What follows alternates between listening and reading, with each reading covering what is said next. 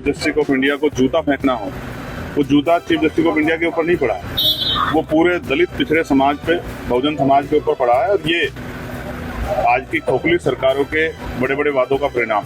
Y Puran Singh जो ADGP rank के अधिकारी थे, उन्होंने सुसाइड किया। क्यों सुसाइड किया? क्योंकि उनको झूठे मुकदमे में फंसा के उनको अपमानित करने का प्रयास किया जा रहा। तो हमारा कोई व्यक्ति सुरक्षित तो है नहीं उत्तर प्रदेश और देश में।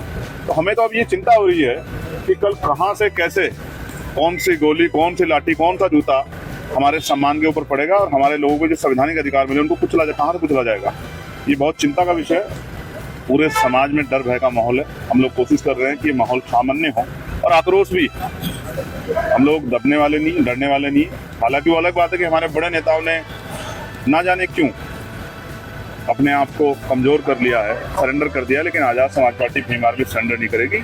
वो मजबूती से दलित, पिछड़े, मुसलमान, आदिवासी, अन्य हक वंचित समाज की लड़ाई को मजबूती से लड़ेगी उत्तर प्रदेश में। पता नहीं क्यों ऐसा नजर आता है कि उनके ऊपर कोई, जैसे कोई राज उनका छिपा हुआ है, जैसे उनको डराया जा रहा है। मैं तो उनसे कहूँगा कि उनको डरने की जरूरत नहीं। समाज में बड़ी आशा उम्मीद थी और वो आशा उम्मीद जो है, जिस सरकार के नेतृत्व में रायबरेली में हमारे लोगों को पीटा जा रहा, जिस सरकार के नेतृत्व में सीजेआई के ऊपर जूता फेंका जा रहा, जिस सरकार के नेतृत्व में जो है हमारे महापुरुषों का अपमान किया जा रहा है, उस सरकार की तारीफ करना ये कहीं से तर्कसंगत नहीं।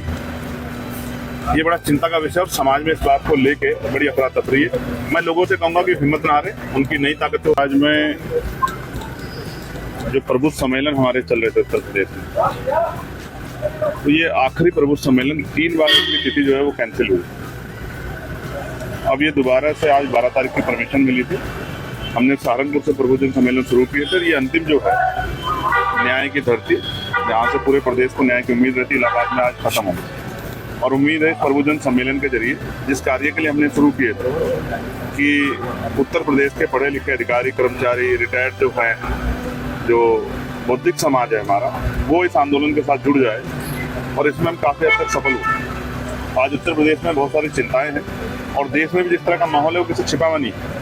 चाहे चीफ जस्टिस ऑफ इंडिया को जूता फेंकना हो, वो जूता चीफ जस्टिस ऑफ इंडिया के ऊपर नहीं पड़ा, वो पूरे दलित पिछड़े समाज पे, बहुजन समाज के ऊपर पड़ा है। और ये आज की खोखली सरकारों के बड़े बड़े वादों का परिणाम कि कितना जो है द्वेष की भावना कमजोर वर्गों के प्रति देश की दूसरी विचारधारा के लोगों में।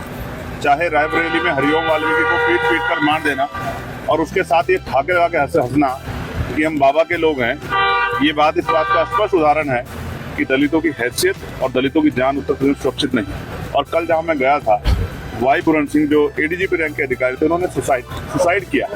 क्यों सुसाइड किया? क्योंकि उनको झूठे मुकदमे में फंसा के उनको अपमानित करने का प्रयास किया जा रहा। तो हमारा कोई व्यक्ति सुरक्षित तो है नहीं उत्तर प्रदेश और देश में।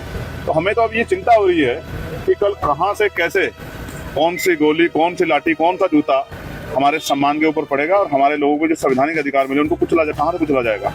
ये बहुत चिंता का विषय है। पूरे समाज में डर भय का माहौल है। हम लोग कोशिश कर रहे हैं कि ये माहौल सामान्य हो और आक्रोश भी। हम लोग दबने वाले नहीं, डरने वाले नहीं। हालांकि वो अलग बात है कि हमारे बड़े नेताओं ने ना जाने क्यों अपने आप को कमजोर कर लिया है, सरेंडर कर दिया, लेकिन आज़ाद समाज पार्टी भीम आर्मी सरेंडर नहीं करेगी। वो मजबूती से दलित, पिछड़े, मुसलमान, आदिवासी, अन्य हक वंचित समाज की लड़ाई को मजबूती से लड़ेगी उत्तर प्रदेश में और देश में। अभी अखिलेश जी ने कहा है कि जाति के आधार पर जो है वोट मांगे जा रहा है देश के। अभी रिसेंट एक घंटा पहले देखिए किसने क्या कहा है, इसका जवाब वही दे सकता है। लेकिन हाँ, जाति के आधार पर मारा जरूर जा रहा है। जाति पूछ के मारा जा रहा है, जाति बता के मारा जा रहा है। और ये तब तक चलता रहेगा जब तक कमजोर वर्गों के हाथ में शासन सत्ता नहीं आएगी। अभी उत्तर प्रदेश में मैं तो बड़ा चिंता में इसलिए हूँ। उत्तर प्रदेश में जिस जिले में आप जाओगे आपको समस्या समझ देगी, ये समस्या, लेकिन समाधान तो जनता के पास ही है ना। जनता ऐसी सरकारों को उखाड़ फेंके जो जिनकी वजह से समस्या पैदा हो रही है। आज यूपीएससी का एग्जाम है, कितने पेपर लीक हो रहे हैं, कहाँ नौजवानों को रोजगार मिल रहा है, कहाँ गरीबों की जान और उनकी बच्चों का सम्मान सुरक्षित है? कुछ भी तो सुरक्षित नहीं है। यही कौशाम्बी में क्या हुआ था, आपके सामने तो है सब कुछ। इस अन्याय के खिलाफ हम लोग लड़ेंगे और चैन से नहीं बैठेंगे।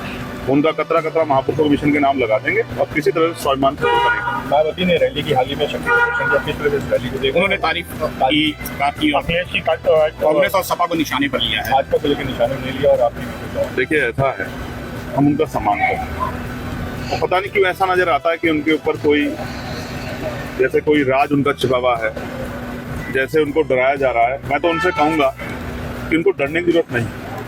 समाज में बड़ी आशा उम्मीद थी, और वो आशा उम्मीद जो है, जिस सरकार के नेतृत्व में रायबरेली में हमारे लोगों को पीटा जा रहा, जिस सरकार के नेतृत्व में सीजेआई के ऊपर जूता फेंका जा रहा, जिस सरकार के नेतृत्व में जो है हमारे महापुरुषों का अपमान किया जा रहा है, उस सरकार की तारीफ करना ये कहीं से तर्कसंगत नहीं है। ये बड़ा चिंता का विषय है, और समाज में इस बात को लेके बड़ी अफरा तफरी है। मैं लोगों से कहूंगा कि हिम्मत ना हारे, उनकी नई ताकतों में आजाद समाज पार्टी में नाम। बिहार चुनाव में किस तरह से आपकी तैयारियां रहेंगी, क्या खास होगा? आज प्रबोधन सम्मेलन से फ्री हो जाऊं तो बिहार की तैयारियों के बारे में जल्दी बताऊंगा। तेजस्वी यादव ने कहा है हर आदमी को सरकारी नौकरी मिलेगी और 14 नवंबर के बाद बेरोजगार मुक्त हो जाएगा बिहार। कहाँ से देंगे सरकारी नौकरी? ये तो वही बता सकते हैं, लेकिन मिलनी तो चाहिए। सरकारी नौकरी ना मिले तो प्राइवेट रोजगार मिले, प्राइवेट रोजगार नहीं मिल रहा तो लोन मिले दो धंधे लगाने के लिए। बेरोजगारी की हालत बड़ी खराब है। हम उत्तर प्रदेश की ज्यादा चिंता कर रहे हैं। बिहार में तो अभी चुनाव है, बिहार की जनता खुद सोच समझ के फैसले ले लें, लेकिन उत्तर प्रदेश का हाल उससे बुरा है। इस उत्तर प्रदेश को बचाना, इसलिए हम लोग दिन रात मेहनत करें। एक महिला द्वारा आरोप लगाया जा रहा है लगातार, हाल ही कल परसों भी उन्होंने एक आरोप लगाया, आप किस तरह से इन आरोपों को देख रहे हैं? राजनीति करेंगे तो हर तरह के आरोप के लिए तैयार है। तो दोस्तों आपने सुना कि पूरे देश में ये जो घटना हुई है, इस घटना को लेके कमजोर वर्गों में आक्रोश है। सबका ध्यान परिवार की तरफ। आज ऐसी स्थिति है देश में, कमजोर वर्ग का ना राष्ट्रपति सेफ है, ना चीफ जस्टिस सेफ है, और ना ही एडीजीपी लेवल का अधिकारी सेफ है। और आज जो घटना हुई, मेरे आने का सबसे बड़ा कारण यह था, कल पंचायत रखी गई परिवार द्वारा। परिवार ने 31 लोगों की कमेटी बनाई, जिसमें पढ़े लिखे लोग हैं, पत्रकार हैं, एडवोकेट हैं, जस्टिस हैं, और तमाम तरह के जो क्लास 1 के अधिकारी हैं, पूर्व अधिकारी हैं। तो मुझे कल आना था, लेकिन आज इसलिए आना पड़ा कि सुबह यहाँ की सरकार के इशारे पे पुलिस ने बिना परिवार की परमिशन के पूरन भाई साहब के शव को जिस तरह से बेइज्जत करने के लिए बिना सहमति के पोस्टमार्टम के लिए उठाया है, उससे यह स्पष्ट हो गया है कि संवेदना सरकार की मर गई।